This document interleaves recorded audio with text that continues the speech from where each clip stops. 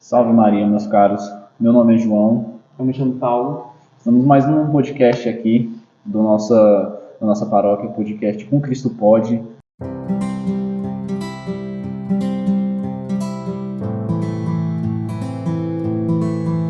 Hoje a gente vai ter uma conversa com o nosso seminarista da nossa diocese, o seminarista Lucas. A gente vai ter uma conversa hoje sobre o tema confissão. Eu vou deixar ele se apresentar um pouco. Eu me chamo Lucas, eu estou no meu 4º ano de teologia, estudo no Seminário Maior Nossa Senhora de Fátima, em Brasília, mas sou seminarista da Diocese de Lusiânia. E hoje nós vamos aqui estar tendo essa conversa sobre a confissão.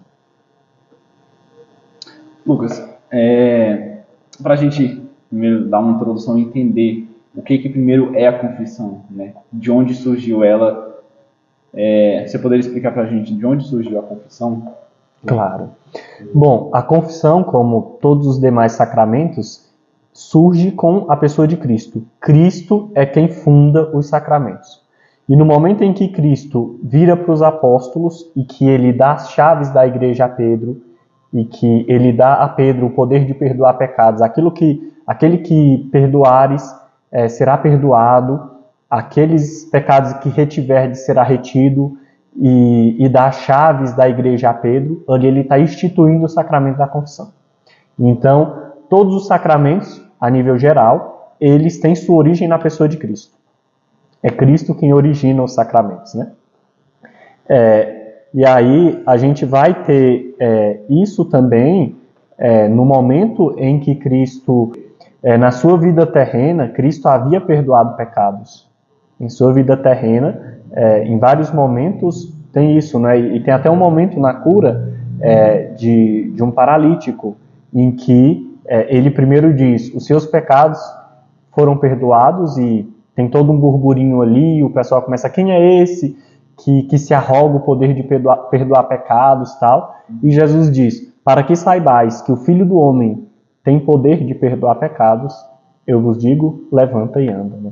Então, todo o ministério de Cristo tem esse objetivo de perdoar os pecados, de reconciliar as pessoas, de suscitar a fé. O objetivo de Cristo é muito mais a vida eterna, é muito mais uma cura espiritual do que meramente uma cura física.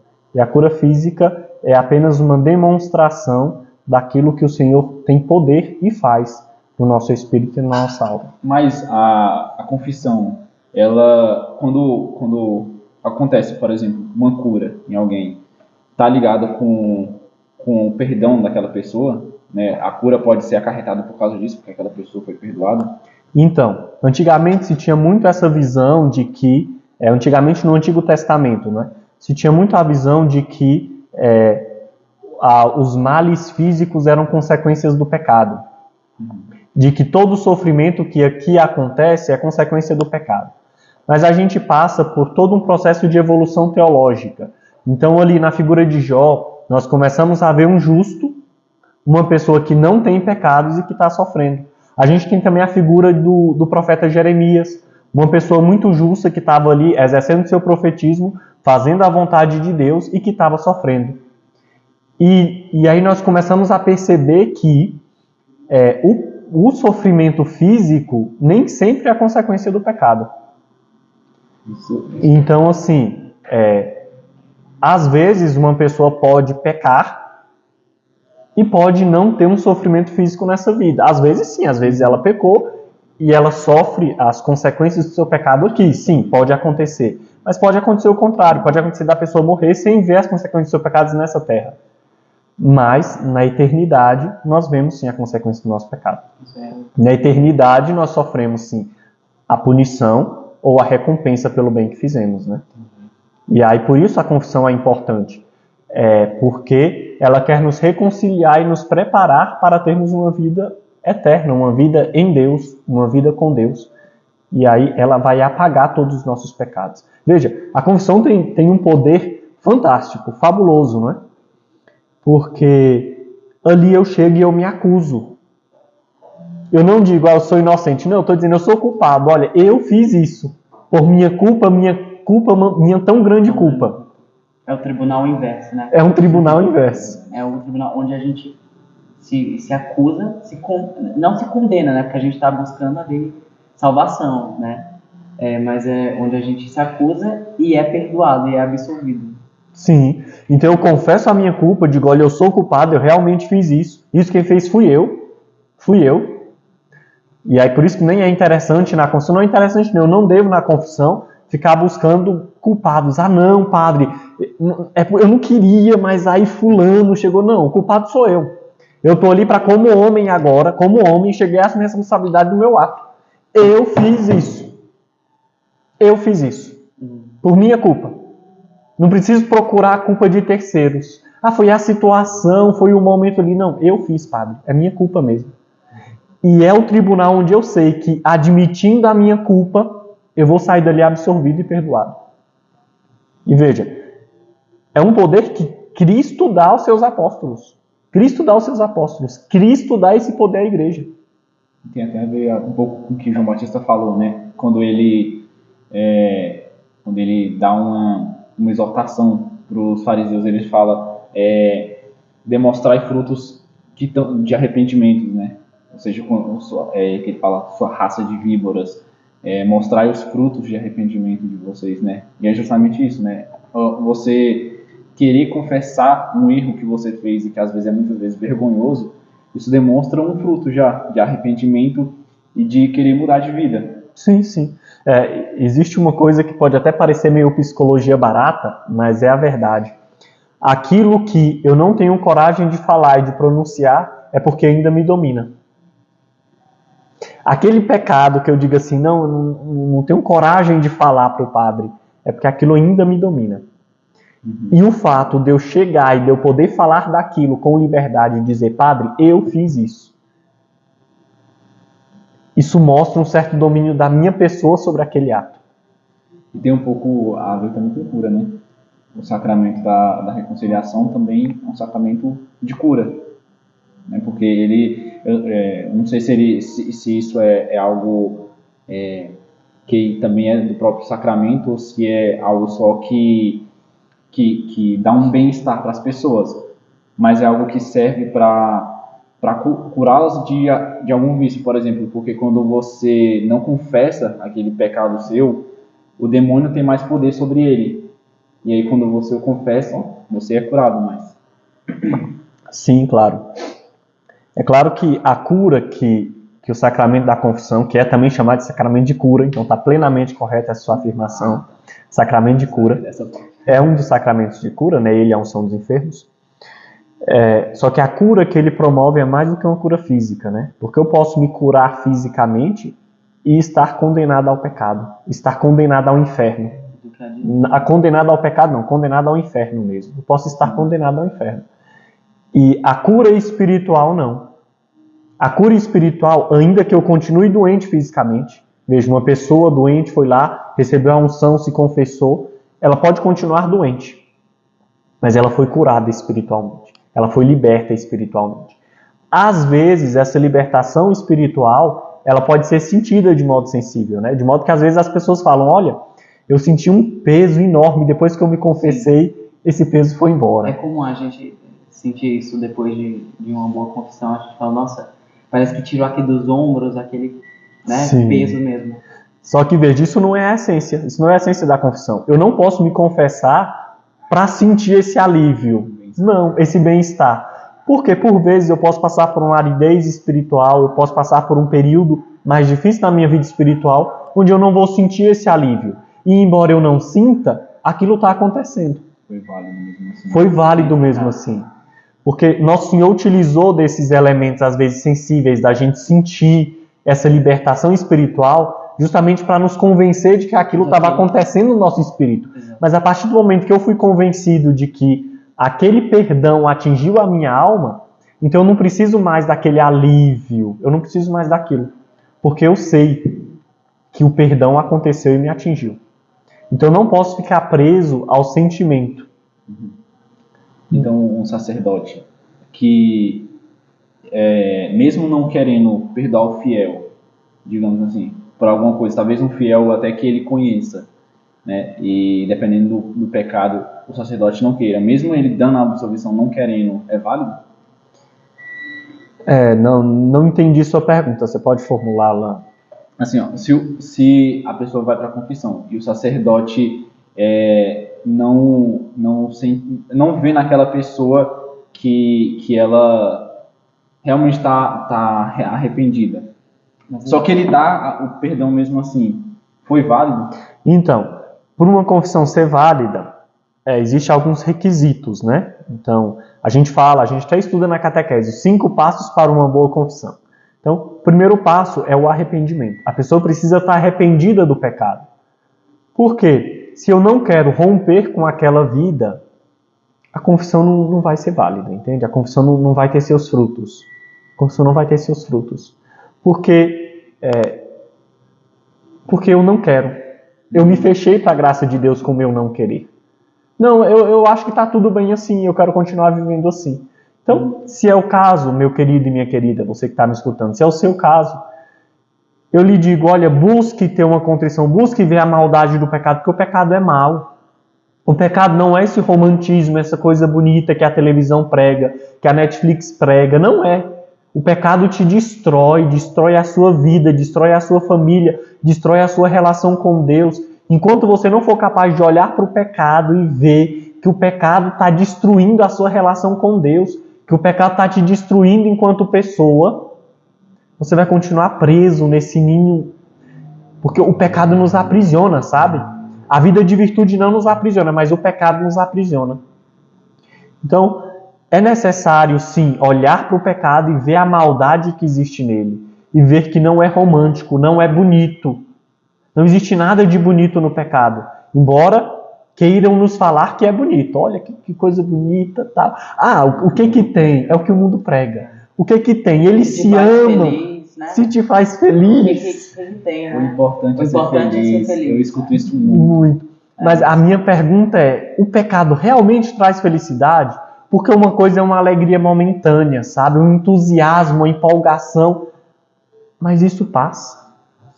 A minha pergunta é o que vem depois? Porque o que nos dá felicidade verdadeira é algo que dá sentido à nossa vida. Que eu digo, olha, eu estou fazendo algo que dá sentido à nossa vida. E o pecado não dá sentido à nossa vida. O pecado, ele fere o sentido da nossa vida. Porque o sentido da nossa vida é Deus, é amar a Deus e louvar a Deus. E cada vez que eu peco, eu estou colocando outras coisas ou pessoas no lugar de Deus. E aí eu estou fugindo do fim último da minha vida. Então não existe felicidade verdadeira, é só ilusão de felicidade. É só ilusão. Tem muito a ver com o que Santo Agostinho ele fala no livro dele da Conversão. Que ele fala que quando ele se converteu, ele sentia como que eram correias que aprisionavam ele, que amarravam ele. E que ele sentia como que o açoite de Deus para não permitir que essas correias se engrossassem mais. Né? E essas correias eram justamente o pecado que ainda prendia ele, né? E quando ele se livrou dela, foi como um passarinho que conseguiu, enfim, voar, né? Sim, sim. E isso é a pura verdade, Santo Agostinho fala. Que o pecado ele nos aprisiona de uma maneira. E veja, a maneira como as pessoas, como nós, estamos sujeitos a isso, né?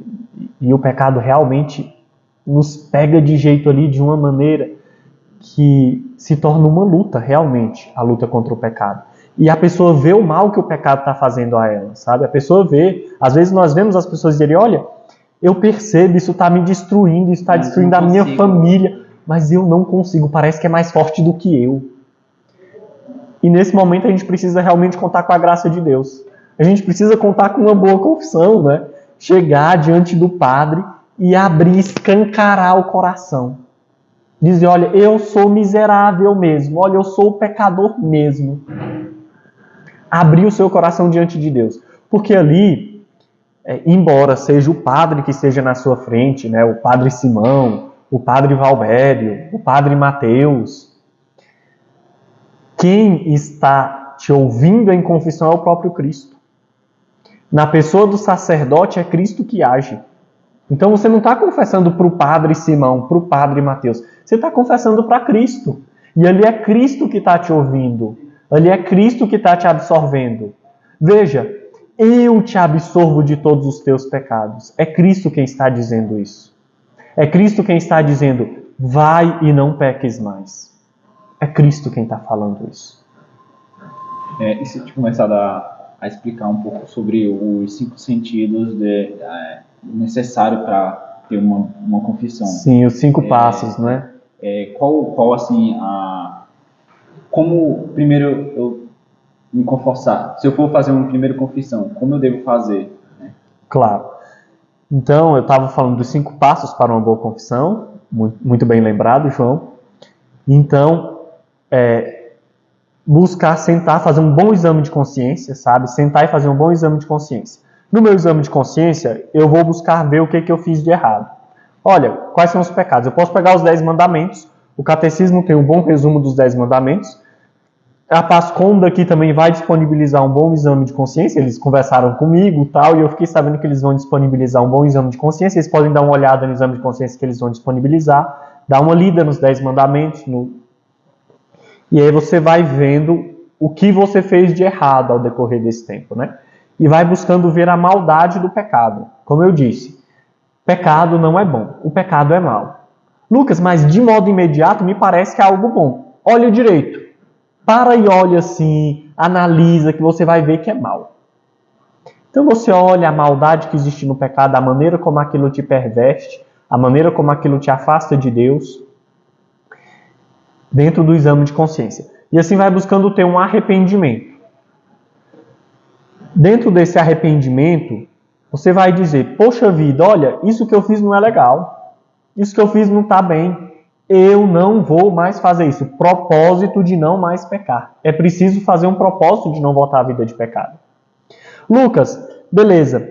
Eu fiz um bom exame de consciência e eu tive o propósito de não pecar. Eu disse, não vou mais pecar. Mas eu saí da fila de confissão. No dia seguinte, tinha feito o negócio de novo. Mas o seu propósito foi verdadeiro? Você realmente quis não pecar? Não, eu quis. Então tá tudo bem. Agora você vai, faz o exame de consciência de novo e busca fazer o propósito de novo de não mais pecar. Você precisa ter esse propósito. Não é o fato de você ter caído em pecado que tem que fazer o seu propósito diminuir. Não. Agora é que eu vou ter o propósito aí que tem que aumentar. Agora é que eu vou realmente empregar todas as minhas forças para que eu não peque mais. Agora é que eu vou lutar de verdade. Tem que ter, também tem que ter, né, uma vontade que é, né, que não está aqui voltada para esse. Às vezes as pessoas se confessam, procuram o sacramento da confissão porque, nossa, que feio que está sendo, né, as missas eu não estou comungando, o que será que vão pensar de mim, de eu não estar comungando? Vou me confessar. Mas, né, se confessar por causa das pessoas e não por causa de Cristo, né? A gente tem que procurar, porque eu ofendi a Deus, que eu quero me reconciliar com Deus, eu quero estar, fazer as pazes com Deus, né? Estar na amizade com Deus. Então, procurar mesmo esse sentido sobrenatural, né? Essa vontade que esteja em Deus. Né? Claro, com certeza, uma vontade sobrenatural. Isso que você está falando, Paulo, é muito forte e a gente percebe muito nas pessoas que às vezes elas nem fizeram o exame de consciência direito, sabe? Mas não, eu tenho que comungar, então eu vou lá me confessar. E o objetivo não é ter o perdão dos seus pecados. O objetivo é só comungar na missa seguinte. Não estou falando que a gente não deve querer comungar. Claro, eu incentivo muito. Olha, se tem como você comungar todos os dias, melhor. Melhor. Ir para a missa todo dia, comungar todo dia, melhor. Mas o objetivo da confissão é ser perdoado dos seus pecados. Não é simplesmente comungar. Então, faça um bom exame de consciência. Pare, faça um propósito. Não vou mais cometer esses pecados. Não vou mais retornar a essa vida. Se arrependa, aí vá para a confissão, se confesse, cumpra a sua penitência e reinicie uma vida nova, né? Isso, o que você tinha falado sobre a questão da pessoa cometer novamente o pecado, me fez recordar um acontecimento que eu vi na igreja, né? Um milagre que foi, eu não lembro qual foi a cidade, mas foi um cara que foi confessar para um sacerdote um pecado que repetidas vezes ele cometeu.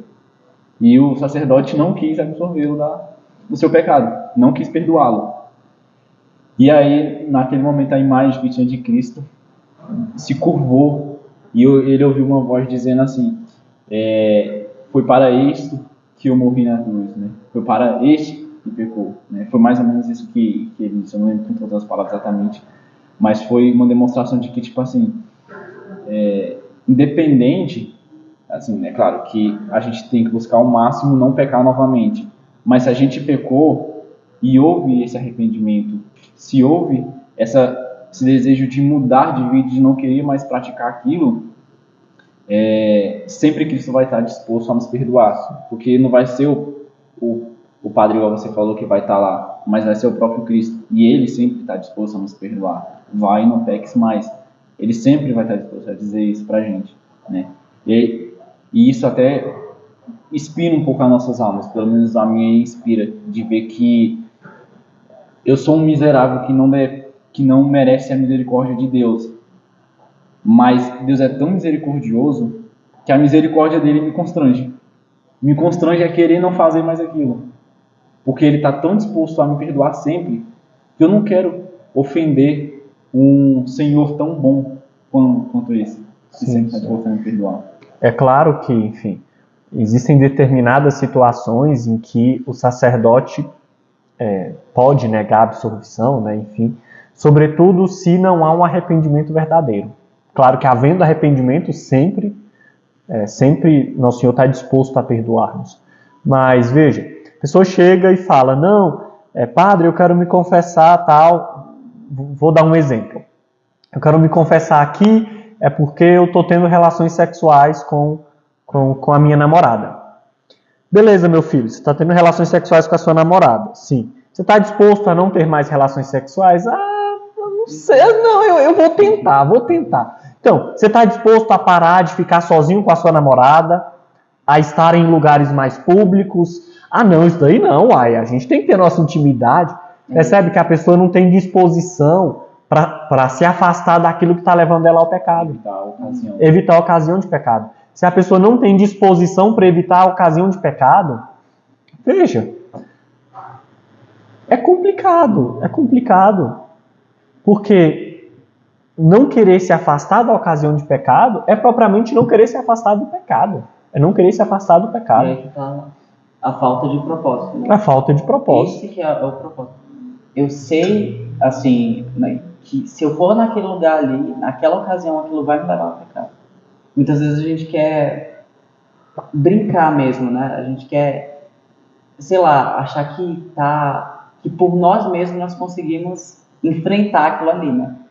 Não brinquem com o pecado, né? Toda vez que você, né, ali for brincar mesmo com o pecado, você acha que você vai conseguir chegar ali, muitas vezes, tá vendo? Eu tô forte, eu não caí naquilo. Olha, a maioria das vezes você vai ser humilhado. Sim. Né? O pecado, ele é isso, te humilha. Então, eu sempre falo isso, foge da ocasião. Igual né, a caça foge do caçador. Foge, porque o pecado, ele quer te prender, quer te pegar. Então, foge. O pecado é aquela luta que você só ganha fugindo. É interessante essa analogia. Acho que é um dos padres da igreja, um santo, eu não me lembro quem fala isso, mas tem alguém que fala isso. O pecado é aquela luta que você só vence fugindo. Então, se você não foge das ocasiões, se você não tem esse propósito, você nunca vai conseguir vencer o pecado. Eu quero lutar contra o pecado, mas o exemplo que eu dei, mas eu quero continuar encontrando minha namorada sozinho, na casa dela, na minha casa, enfim. E a gente vai ficar naqueles amassos ali, de um modo que é evidente que vai levar ao pecado, de um modo que qualquer pessoa que tenha carne e sangue vai acabar caindo em pecado, porque aquilo ali está muito aquecido. Você não está disposto a se livrar disso, você não está disposto a se livrar do pecado, essa é a verdade. E como eu vou absorver uma pessoa numa situação dessa? É muito complicado. E aí você fazendo consciente ainda, né? Porque uma coisa você, né? Às vezes você está assim, ele aparece assim, né? E aí você não tem muita escolha, você tem a escolha, né? Mas tipo, não foi consciente, você não procurou. Porque, às vezes tem a matéria do pecado, ele vai determinar se é matéria leve ou grave, né? A forma como aconteceu. Então, quando a gente procura, porque muitas vezes a gente se expõe mesmo a ocasião de pecado, a gente busca. E aí quando cai, fica Se lamentando. se lamentando, nossa Deus, por quê, né? Como... Mas é isso, porque a gente é muito miserável. O espírito, parece que o espírito está preparado, mas a carne é fraca, é muito fraca. A gente acha que está ali, já, né, no estado que não vai cair, mas não brinca, né? Porque a carne é fraca e a gente acaba muitas vezes caindo Sim, mesmo. claro. Pode falar, João. Explica pra gente, assim, dá um pouco de uma explicação pra gente entender o que se faz na confissão. Assim, qual o método que a gente deve começar para se confessar bem, assim, entender a diferença de pecados, como falar eles, como se dirigir ao sacerdote. Isso que você está falando é muito importante. As pessoas normalmente se confessam muito mal, né? Como eu falei, você pega ali os 10 mandamentos. Existem vários pecados dentro dos 10 mandamentos. Você não precisa falar a circunstância, a situação e tudo mais, até porque às vezes você pode expor o sacerdote a uma situação de constrangimento muito grande, né? Sobretudo pecados contra o 6º mandamento. Você vai narrar toda a história quase como que um conto erótico. Não é apropriado, não é conveniente. Então, mas você precisa falar o que aconteceu, o que você fez. Não basta você falar, cometi um pecado da carne. Não basta isso. Você tem que nominar. Olha, eu cometi o pecado do adultério. Sou uma pessoa casada e me relacionei com uma pessoa que não é minha esposa ou que não é meu esposo. Eu cometi o pecado da masturbação, da pornografia. Falar nominalmente o pecado que eu cometi. É bom evitar alguns apelidos muito pejorativos, não é? Enfim. Mas falar nominalmente do pecado. Eu cometi esse pecado, de modo que fique claro que pecado que é. Se possível, é conveniente falar o número de vezes. Faz parte, porque cada vez que eu cometi aquele pecado, foi um pecado diferente. Eu cometi uma vez, eu cometi um pecado. Eu cometi 2 vezes, eu cometi 2 pecados. Foram 2 vezes que eu ofendi a Deus. Claro que às vezes é muito complicado você conseguir lembrar a quantidade de vezes. Mas fala ao menos aproximado. Fala ao menos assim, olha, ao decorrer de um mês, eu fiz isso 1 vez por semana. Eu fiz isso diariamente. Eu fiz isso muitas vezes. Eu fiz isso poucas vezes. Pelo menos uma quantidade aproximada, se não for possível falar o número exato. Se não for possível falar o número exato. Mas fazer esse bom exame de consciência. Ajuda a anotar. Eu gosto de anotar os meus pecados. Coloca lá, tal pecado, tantas vezes, tal pecado, tantas vezes. E você chega diante do sacerdote e você fala o pecado e a quantidade de vezes. Se tem algum agravante, você fala o agravante. Como o caso de uma pessoa que teve relações sexuais com uma pessoa casada. É um agravante. A outra pessoa é casada. Eu tive relações sexuais com uma pessoa que tem votos de castidade. É um agravante. Eu tive relações sexuais com uma pessoa do mesmo sexo. Uma relação homossexual. É um agravante. Então eu confesso aquele agravante. No caso do roubo, saindo um pouco do 6º mandamento, no caso do roubo, se eu roubei, eu preciso apontar aproximadamente o valor da coisa que eu roubei. Uma coisa é, eu roubei uma laranja, eu roubei um carro. E eu roubei. Às vezes pode ser devolver o bem, né? Então, no caso do roubo, a pessoa tem que ressarcir aquilo que ela roubou. Ela tem que ressarcir o que roubou. Então, veja. Não, eu não tenho mais acesso à pessoa, enfim, a pessoa que eu acabei roubando, ela se mudou para os Estados Unidos, não sei nem para que lugar que ela está, então ofereça aquilo para uma obra de caridade. Mais ou menos o valor, não, foi uma chapinha que eu peguei dela e não devolvi e tal, então eu vou calcular, não, a chapinha é por volta desse valor, 200, 300 reais, vou pegar esse valor e vou empregar numa obra de caridade. Vou dar ali no orfanato, vou dar ali no asilo e tal. E quando, em relação à confissão geral, porque como a confissão geral, ela vai, dependendo de qual a sua idade, né, talvez tenha muita coisa para contar. É necessário a gente fazer um resumão de tudo, ou a gente tem que contar tudo detalhadamente, tipo, da nossa vida inteira? Assim? Então, como eu falei, faça baseado nos 10 mandamentos. Então veja, primeiro mandamento, eu cometi o pecado da superstição, recorri a práticas supersticiosas. Isso foi muito comum durante a minha infância, padre, eu fiz isso várias vezes. Enfim, dos meus 7 aos meus 12 anos, eu fiz isso várias vezes. Que é um pecado comum da pessoa cometer durante a infância. Recorrer a práticas supersticiosas. Eu recorri a terreiros de macumba, enfim, recorri tantas vezes. Então, assim, vai pelos mandamentos. Como eu falei, os detalhes, os pormenores, você não precisa entrar. Se não for possível de modo algum enumerar, então eu falo, olha, durante esse período da minha vida, muitas vezes. Entende? Muitas vezes. A confissão geral é bom de se fazer, claro, é muito recomendada,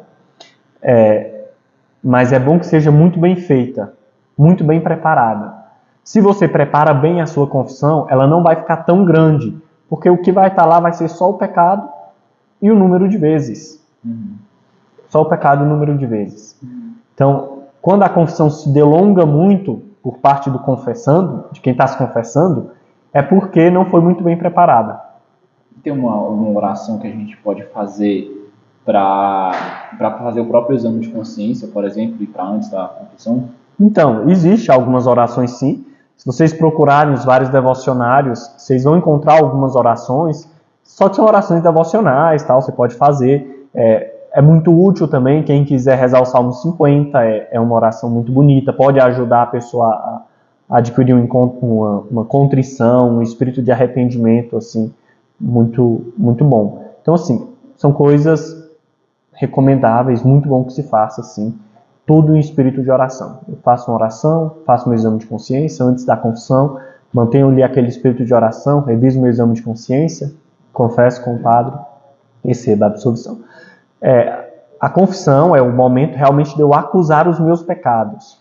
Eu entendo que às vezes nós estamos com uma série de angústias e é que eu não quero proibir as pessoas de levar suas angústias para conversar com o padre, de modo algum. O que eu pediria era para as pessoas terem um certo discernimento. Porque às vezes eu estou com uma fila de quilométrica ali, uma fila de 30, 40 pessoas e um padre só atendendo a confissão, e eu chego e quero conversar muitas questões com o padre. Existem pessoas que querem se confessar, precisam se confessar, que têm compromisso. Então, assim, talvez não, é muito melhor que eu vá na secretaria e diga, não, marca um horário para eu fazer direção espiritual com o padre e tal, e aí lá eu levo minhas angústias, eu levo minhas questões e eu tenho uma conversa com o padre. Porque a confissão é melhor se dedicar mesmo a falar os pecados, receber o conselho e a absolvição do padre e tal, justamente pela quantidade de pessoas que tem. Claro que se é uma ocasião em que eu fui me confessar, não tem ninguém e tal, tá só eu, o padre tem disponibilidade de tempo, eu tenho disponibilidade de tempo, e eu quero ter uma conversa com o padre, nada proíbe. Nada proíbe. Mas é o discernimento, né? O famoso citocômetro. Então, assim, a gente... Tem que ter o senso. Tem que ter o senso, tem que ter o senso. Tem que ver se o momento cabe ou não cabe, se dá ou se não dá. E com qual frequência, assim, as pessoas devem buscar o sacramento da confissão? Assim, caso não haja, assim, uma matéria grave mesmo, né? Ok, com qual frequência? Essa pergunta foi feita uma vez para Bento XVI. Crianças fizeram essa pergunta para Bento XVI. Nosso de venerável memória, faleceu há poucos dias, faço aqui a recordação de Bento XVI. Um homem extraordinário, um grande intelectual, um homem santo. Um homem santo. Uma vez fizeram essa pergunta para ele e Bento XVI disse que que se confessar é como lavar a casa. Então, assim, para não acumular sujeira, a gente vai lavando ali com uma certa frequência, semanalmente eu vou ali, passando um pano, jogando uma água, tal. Então, para não acumular sujeira e de repente o negócio está num estado assim que tá dando bicho, justamente, está dando bicho. Então, eu não vou fixar aqui um período, tal, mas tendo isso por critério, eu acho que dá para a gente pensar, olha, É como lavar a casa. Se eu não lavo com uma certa frequência, ela vai juntando poeira, vai juntando mofo, e quando eu vejo, vira aquela crosta, aquele trem. E o acúmulo de pecados veniais é a receita perfeita para um pecado mortal. Então, assim, veja, sempre que tem pecado mortal, é evidente, e com uma certa frequência. Cometeu o pecado mortal, procura um confessor, se confessa. Claro que buscando fazer um bom exame de consciência e ter um propósito de não mais pecar. Eu não posso simplesmente correr, não pequei, vou correr e me confessar sem nem me arrepender direito, só porque eu quero comungar. Não, vamos parar aqui, vamos analisar, isso aqui que eu fiz foi mal, isso aqui que eu fiz não está certo, eu não vou mais fazer isso. De hoje em diante, quero uma vida nova, de hoje em diante, quero ser uma pessoa nova. Como é que a diferença entre pecado venial e mortal? Ok. Pecado venial e mortal. O pecado mortal, ele fere diretamente um dos 10 mandamentos da lei de Deus ou dos 5 mandamentos da igreja. Ele fere diretamente. O pecado venial, às vezes, não é uma ofensa direta a algum dos mandamentos. São atos impróprios, tal, que eu fiz ali, que me distanciaram um pouco de Deus, porque o pecado mortal, ele fere radicalmente a minha comunhão com Deus. O pecado venial, ele não fere, ele não rompe, mas ele enfraquece a minha comunhão com Deus. O venial enfraquece, mas não rompe. O mortal sempre rompe. Então, o mortal fere os 10 mandamentos, e ele é feito a pessoa tendo consciência e tendo liberdade. Então, se a pessoa não tem consciência de que aquilo é pecado, ou se a pessoa não tem liberdade, uma pessoa chegou, colocou a arma na minha cabeça e diz, vai lá e faz isso. Eu não tenho liberdade, eu estou fazendo aquilo sob pressão, sobre ameaça, Então, aquilo perde a sua gravidade, entende? Aquilo perde a sua gravidade. Mas todo o pecado contra os 10 mandamentos ou contra os 5 mandamentos da igreja, que é feito de modo consciente e livre, é pecado mortal. Então, faltar a missa, que é algo que muita gente pensa ser leve, é um pecado mortal. É um pecado mortal. Só que, aí nós vamos para os casos particulares. Faltar a missa em domingos e dias de festa é pecado mortal. Mas eu preciso analisar uma questão. Veja, as pessoas que estão doentes, que não têm condição de ir à missa, que estão impossibilitadas de ir à missa, por algum motivo, ou as pessoas que cuidam dessas pessoas que estão impossibilitadas de ir à missa, que, enfim, passam por uma enfermidade, passam por uma doença. Enfim, ao impossível ninguém está obrigado. Ok? Ninguém está obrigado ao impossível. E ainda que não seja impossível, mas que a enfermidade seja considerável, né? Enfim. Então, tudo isso... Aí a pessoa faz uma oração na sua casa, tal, e ela está dispensada. Então a pessoa pode substituir isso por uma oração, reza um terço, lê as leituras da missa e tudo mais.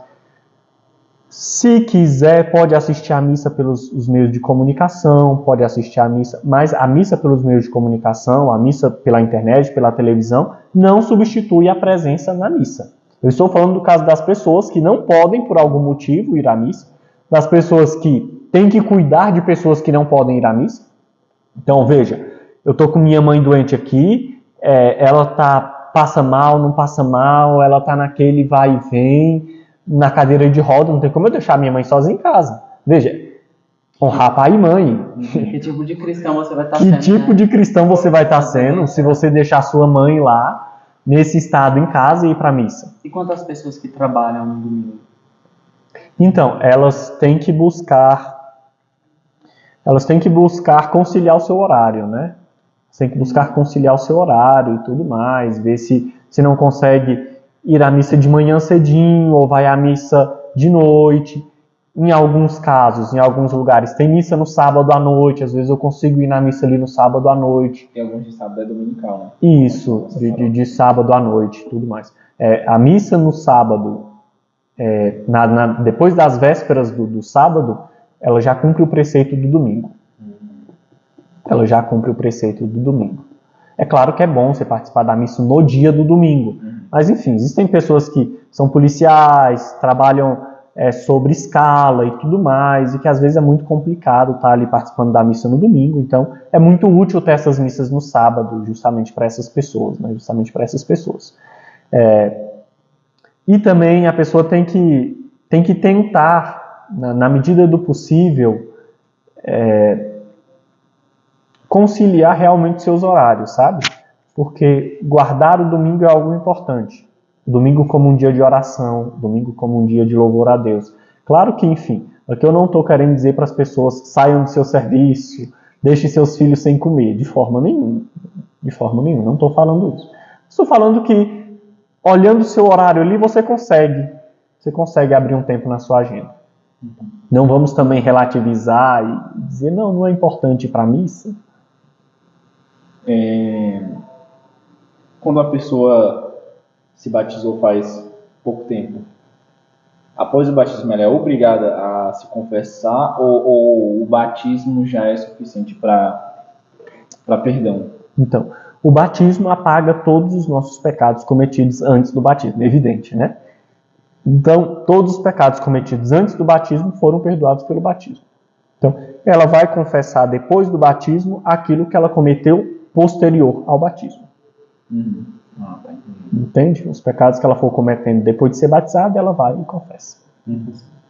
Na hora da confissão, eu posso só falar o mandamento? Entendi. Só falar tipo assim, não, eu matei, ou roubei, ou enfim, não amei a Deus sobre todas as coisas. Então, dentro dos mandamentos existe uma série de pecados, né? Existe uma série de pecados. Então, eu preciso falar especificamente qual pecado que eu cometi dentro daquele mandamento. Então, não amar a Deus sobre todas as coisas.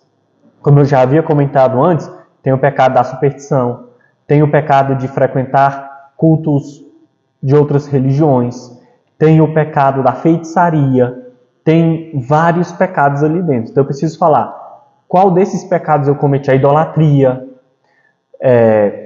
E aí, da mesma maneira, todos os mandamentos são assim, existe uma série de pecados ali dentro. Existe uma série de pecados. Então, eu preciso mencionar, no não matar, eu cometi um assassinato, realmente, eu matei uma pessoa, cometi um assassinato, ou eu ignorei a existência daquela pessoa, fui indiferente a ela, matando ela no meu coração. Porque a indiferença é um tipo de assassinato, como se a pessoa não existisse. E em relação ao pecado...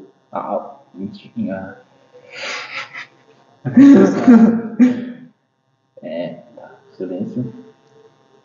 E em relação à contrição e à atrição, eu tenho uma dúvida assim de que quando a pessoa confessa, ela pode adquirir após a confissão uma contrição?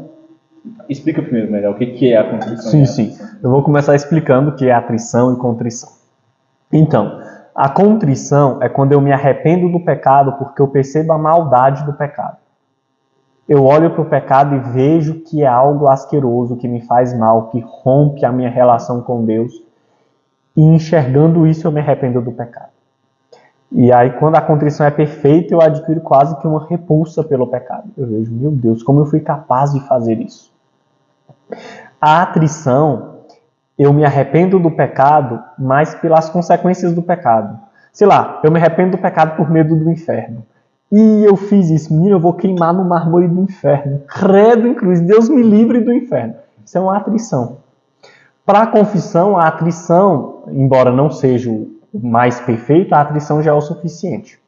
Então eu posso ter um arrependimento de atrição e buscar a confissão.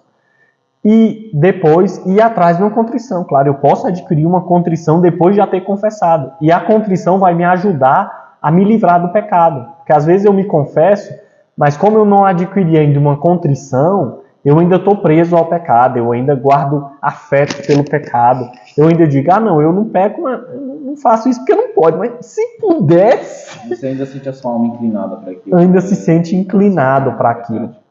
Então, a gente tem que buscar, na verdade, é um dever buscar a contrição, mesmo depois da confissão. Então, buscar olhar agora, eu tenho que ver, parar um pouquinho e meditar. Olha, isso aqui é mal, isso aqui é mal. Então, todas as vezes que a gente pensa assim, em como aquele mal nos dividiu a Deus. É como assim, eu vou dar aqui um exemplo de mim, por exemplo.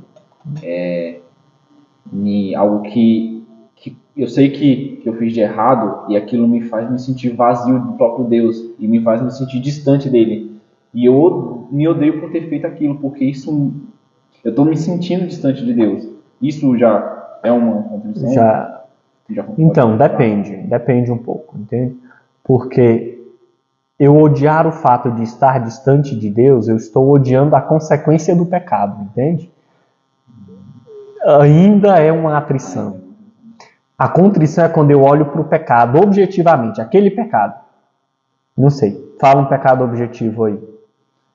Contra não honrar pai e mãe. Honrar pai e mãe. Beleza, eu respondi minha mãe de forma grosseira. Um pecado específico dentro do mandamento. Eu respondi minha mãe de forma grosseira. Eu preciso olhar para isso e falar, meu Deus, que coisa absurda. Veja, minha mãe me deu a vida, me gerou. Minha mãe me trouxe para o mundo. E eu trato minha mãe como se fosse ninguém. E eu trato minha mãe dessa forma tão ríspida, tão grosseira. Isso é ruim, isso é mal. Eu olho para aquilo objetivamente que eu fiz e vejo o mal que há naquilo. Entende? E eu abomino aquele mal. É mais do que abominar a consequência do mal, que é o afastamento de Deus. É abominar o mal. E aí com a contrição, é justamente isso que eu vou alimentando e é justamente isso que eu vou adquirindo, sabe? Esse horror pelo pecado. É aquele coração que realmente se desmancha diante de Deus porque percebe o mal daquilo que fez. Inclusive aqui no catecismo, esse catecismo muito bom, de São Pio X, todos deveriam ter. Tem aqui dos sacramentos e aqui o do sacramento da penitência, da confissão. E aqui tem, o que quer dizer esta palavra contrição? Aí, a palavra contrição quer dizer fratura ou despedaçamento, como quando uma pedra é esmagada e reduzida a pó. Sim, veja. Com a contrição, eu esfarelo o pecado. Eu esfarelo o pecado dentro de mim. Eu esmago ele totalmente. Reduzo a pó. Um coração contrito é um coração que é capaz de pegar o pecado e esfarelar. E dizer, isso é mal. Isso é terrível. Isso é abominável. Isso é abominável. Tem um pouco a ver, então, com aquilo que a Sagrada Escritura fala sobre um coração de pedra. Eu acho que, se não me engano, é em Ezequiel, eu não lembro de Zacarias, que fala sobre o coração de pedra e Deus dá um coração de carne para a pessoa, né? Dá um coração de carne, ou seja, esse coração que tem um pouco a ver com isso ali, né? Da pedra, né? Que um coração que se desfaz da pedra, desse fechamento que ele tem para Deus e ele se abre para a graça de Deus. Sim, com certeza. É justamente por esse caminho, né? É alimentando isso, alimentando um espírito contrito, um espírito humilde. É claro que a contrição, ela sempre é humilde, isso é importante, ela é humilde, ela não é soberba. Então, um sinal de que o que eu tive não foi uma contrição é se tem soberba. Ah não, isso aí faça isso mais não. É o primeiro passo para fazer, é dizer que não faço. Eu preciso olhar e dizer, olha, eu sou tão miserável que eu sou capaz dos piores pecados. É Nosso Senhor que me preserva, é Nosso Senhor que não permite que eu caia neles. Mas eu sou capaz de fazer tudo o que há de pior nesse mundo. Eu sou capaz disso. E falar isso com sinceridade. E olhar e ver, olha a maldade que há nisso. E eu me inclino a isso. A contrição é assim, é nesse espírito humilde, nunca é num espírito soberbo. Nem de se mostrar, né? Nem de se mostrar. Eu acho muito isso, né? De querer mostrar algo sempre com alguma ação externa, tipo rasgar as vestes ou se encher de pó, né? O corpo, né? Como um sinal de arrependimento, igual eles faziam. Isso quase sempre demonstra que a gente está querendo mais mostrar um arrependimento exterior do que um interior, de fato, né? Sim, claro. É evidente, e aí nós somos seres compostos pelos sentidos. Os elementos externos fazem parte daquilo que nós somos. Então a gente não pode descartar absolutamente aquilo que é visível, entende? Porque nós nos expressamos de modo visível. Então eu acho muito ruim quando se tem essa tendência de excluir tudo aquilo que é visível, tudo aquilo que é sensível e dizer, não, vamos viver um espiritualismo, só importa, o meu coração é o que importa. Só eu sei o que tem no meu coração. Eu tenho um bom coração, é isso que importa. Isso é um pouco perigoso, entende? Isso é um pouco perigoso. Aquilo que a gente faz se manifesta, aquilo que acontece no nosso interior se manifesta pelas obras sensíveis, pelas obras visíveis, pelas obras externas. Então, em muitos momentos no Antigo Testamento, o rasgar as vestes é uma expressão visível, uma expressão externa daquilo que está acontecendo na alma. Mas é verdade que, enfim, há na antiguidade, até na atualidade, não é só na antiguidade, na atualidade, há sim pessoas que fazem isso por um ato meramente externo, só para se mostrar, só para dizer, olha, querer ser visto. Mas no momento que Davi percebe o seu pecado, ele rasga as suas vestes, ali é um arrependimento verdadeiro. E aquele rasgar as vestes de Davi, aquele encher a cabeça de pó, aquilo ali é uma expressão do que ele está sentindo na sua alma. E o elemento externo, às vezes, ele ajuda a convencer a nossa vontade. Não sei se isso é claro. Às vezes eu começo externamente sem estar amadurecido interiormente. E ao decorrer do tempo, aquilo vai ganhando maturidade. Mas para isso eu preciso estar fazendo um caminho sincero. Que não tem por objetivo a vaidade. Mas um caminho sincero que tem o objetivo louvar e amar a Deus. Tem um pouco a ver até com o que Nosso Senhor fala na Sagrada Escritura, né? Que ele fala desses dois pontos que existe, né? Ou seja, daquela pessoa que só quer mostrar o exterior, como ele fala, por exemplo, dos fariseus, né? Que eram sepulcros caiados, ou seja, por dentro aquela lindeza toda, todo bonitinho, mas por fora, na verdade, né? Tudo bonitinho, mas por dentro só a podridão. Mas também outro ponto ele já fala, né? Que o coração que você fala daquele que o coração está cheio. Então tem um pouco disso, né, de você querer mostrar exteriormente algo que não tem interiormente, mas também de mostrar exteriormente aquilo que você já tem interiormente, né? Sim, é interessante isso, porque veja, os sentidos são algo tão importante para nós que na maioria das curas realizadas por Jesus, ele primeiro cura o sensível e o visível, e depois ele diz, você foi salvo. São poucos os casos em que acontece o contrário. Tem aquele que eu já citei aqui no podcast, que é aquele caso em que Jesus primeiro diz, seus pecados estão perdoados, e depois ele diz, para que saibais que o Filho do Homem tem poder, aí ele vai e cura o externo. Mas, veja, o visível e o sensível fala de modo mais fácil conosco. Então Jesus percebe isso e o modo como ele realiza sua ação no mundo obedece essa lei humana, entende? Enfim. Claro que Nosso Senhor não está preso a isso e ele age de outras maneiras também. Mas isso aqui é só para dizer que o sensível é importante. E dentro disso que você está falando, cabe até uma pergunta que tem aqui, que é interessante, veja. O senhor perguntou o seguinte, caso um sacerdote me dê uma penitência muito leve para meu tipo de pecado, o que devo fazer? Por que eu digo que é importante? Porque a penitência é um elemento externo, sensível. Esse rasgar as vestes é uma manifestação de penitência, esse encher a cabeça de cinza é espírito de penitência, né? Veja, é evidente que aquilo que o sacerdote vai me passar de penitência nunca é do tamanho do meu pecado. O meu pecado merece um inferno. E qualquer coisa menor que o inferno não é o suficiente de penitência, enfim, de culpabilidade para o meu pecado. Mas Nosso Senhor é misericordioso conosco, né? Nosso Senhor é misericordioso conosco, nos perdoa e nos dá a chance de nos livrarmos da pena do inferno.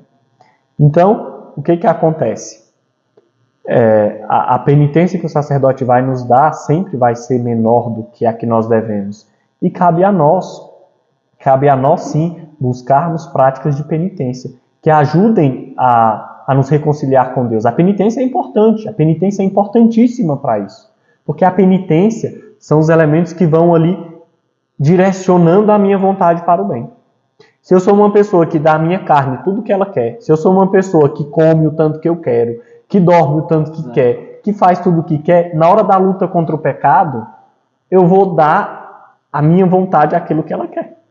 Exato. Que é o pecado. É isso que, né, busca, às vezes, penitência do físico mesmo, né? O silício, seria o silício? É isso mesmo? Sim, silício. Porque, às vezes eu penso, será que, né, se algum dia me colocassem isso, ou você aceita Cristo, ou você morre, né? Eu estaria maduro o suficiente para morrer por Cristo, sendo que nessa vida eu não consigo fazer penitências leves, sei lá, como tomar um banho gelado de manhã, ou comer uma comida que eu não gosto, ou algo do tipo. Então, a gente precisa procurar penitência mesmo nesse sentido para desapegar desse mundo aqui, né? Lembrar que não é aqui que é o lugar de gozar né, dos prazeres, né? E é isso. Então, Paulo, isso que você está falando é muito importante. É justamente por essa direção que nós vamos, né? Nós precisamos ter um espírito de penitência, nós precisamos praticar penitências para poder aproximar a nossa vontade daquilo que é o correto, para poder orientar a nossa vontade para o correto. É claro que a penitência tem alguns critérios. Veja, a penitência não pode ser para eu me aparecer. Então, é ruim e errado uma pessoa que faz penitência contando para todo mundo suas penitências. Quando orardes, entre no seu quarto, feche a sua porta e ore a Deus que está no céu. Que a sua mão direita não veja, ou que a sua mão esquerda não veja aquilo que a sua mão direita faz. Então, nosso Senhor fala para nós fazermos as coisas no nosso íntimo, no secreto. Então, você conversa com seu diretor espiritual e faça as penitências ali, você e ele. Ninguém precisa saber do que você está fazendo. E a penitência também, ela não deve prejudicar a nossa saúde, de modo que atrapalhe a nossa rotina diária. Eu me lembro que São João Maria Vianney era um homem muito penitente, comia algumas batatas por dia, 2 batatas, se eu não estou enganado. E uma vez chegou uma mulher para ele querendo fazer penitências muito grandes, né? E ele não permitiu que essa mulher fizesse essas penitências. E a mulher falou, mas o senhor que faz um monte de penitência não quer que eu faça? Ele falou, mas nenhuma das minhas penitências atrapalha o meu dever de padre. Atrapalha as minhas obrigações. Eu faço penitência e continuo atendendo confissão, celebrando missa, fazendo tudo que eu sou obrigado a fazer. Se você fizer essa penitência que você está querendo fazer, você vai ser negligente nas suas obrigações. Então, esses 2 critérios são importantes.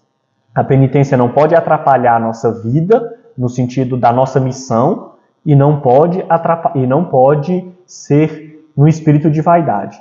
Tem que ser sempre na humildade. O que cabe a gente, né? O que cabe a gente.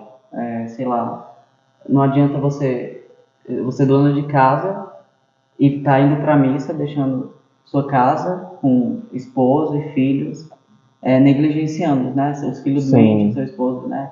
Precisando de você. Como que você tá, né? Você tá negligenciando a sua vocação. Você vai estar muito mais agradando a Deus estando no lar, né, fazendo seu papel de esposa, do que indo. Aquela ali é a forma de oração, a forma que você vai estar servindo a Deus, muito mais do que indo, sei lá, para a igreja. Sim, verdade. E aí, obedecendo esses princípios, eu devo fazer penitência. A penitência é importantíssima. Sem um verdadeiro espírito de penitência, não se consegue a salvação. Veja, o carro, pensa no seguinte, nós, na nossa vida espiritual, somos um carro que está numa subida. Se a gente não acelerar, se a gente ficar parado, o carro vai descer. Na vida espiritual, quem não progride, regride. Se eu não faço uma força para progredir na vida espiritual, se eu não tenho ali um espírito de penitência, obedecendo esses princípios que eu falei, mas tendo um espírito de penitência, eu não vou crescer. E a penitência pode começar em coisas muito simples. A gente fala de São João Maria Vianney que comia 2 batatas, mas sabe quais foram as primeiras penitências que São João Maria Vianney fazia no seminário? Vocês sabem? Ele começou tomando sopa sem manteiga. Sopa sem manteiga. É uma coisa que para nossa cultura do Brasil nem encaixa, tipo, manteiga na sopa. Que tem a ver. Mas assim, na cultura deles e do jeito que a sopa era feita no tempo dele, a manteiga dava um sabor para a sopa. Seria uma espécie de sopa sem sal, vamos usar seria, assim? sei lá, comer um frango sem sal. Um frango Coisa sem mais sal. horrível do que um frango, Um frango sem sal. Um café sem açúcar. Um café sem açúcar. Então você começa com essas coisas pequenas e vai progredindo, vai progredindo. Quando você vê, você está comendo 2 batatas por dia. Mas eu acho que eu não conseguiria não tomar café sem açúcar. Tomar café. Ainda mais eu que gosto demais de café. Não, mas enfim. Mas já é uma penitência. Já é uma porque penitência. É algo que eu gosto e eu É algo vou que negar. você gosta que você vai negar. É uma mortificação. É uma mortificação. Então agora a gente vai para a nossa parte das perguntas, né? Algumas pessoas mandaram para a gente as perguntas e a gente vai respondê-las, né? A nossa diretora ela vai fazer a pergunta e a gente vai comentar respondendo elas, né? A Beatriz 15 perguntou: sempre esqueço como começar uma confissão. Então, normalmente quando uma pessoa esquece como começar a confissão, é porque o exame de consciência não foi bem feito. Entende? Que eu posso chegar ali, o sacerdote eu vou chegar ali, vou me ajoelhar, tal, o sacerdote vai fazer a oração e eu vou começar falando dos pecados. Se eu anotei, vou lendo os pecados que eu anotei. Agora, se está tendo dificuldade para iniciar a fala, é porque eu não parei e não pensei bem em que pecados eu cometi, não fiz um bom exame de consciência. Então, a resposta para o que a Bia está questionando é realmente fazer um bom exame de consciência. Se demore mais seu exame de consciência, pare mais tempo, antes de ir para a igreja, para lá na sua casa, no seu quarto, pega seu caderno e faz um exame de consciência bem feito. E é sempre bom ter um padrão, né? Um padrão de como você vai começar a confissão, né? O padre Leonardo, ele fala isso, né? Ele dá uma dica pra gente de como começar a confissão, né? Falando assim, Padre, peço perdão a Deus e a vós, no final, no caso, né? Ele fala, peço perdão a Deus e a vós, padres, Padre, a penitência necessária para o meu pecado, né? E antes ele fala da gente fazer um pedido de, assim, Padre, perdoe-me, pois pequei contra... E aí você começa, né? Descrevendo seus pecados. Sim, são dicas válidas, né? Padre, pequei com esse. Peço perdão a Deus e de ti a penitência. Não formalizar isso aí também é o objetivo, né? Como você falou, né? Falar o pecado como ele é, com todas as palavras, né? Sim. E quanto... A gente tem que procurar, claro, confessar os nossos pecados, mas é importante confessar os mais graves, né? Sempre. Aqueles que mais acusam na mente, né? Na nossa consciência. Então, sempre quando eu vou me confessar, eu já vou direto naqueles que estão martelando.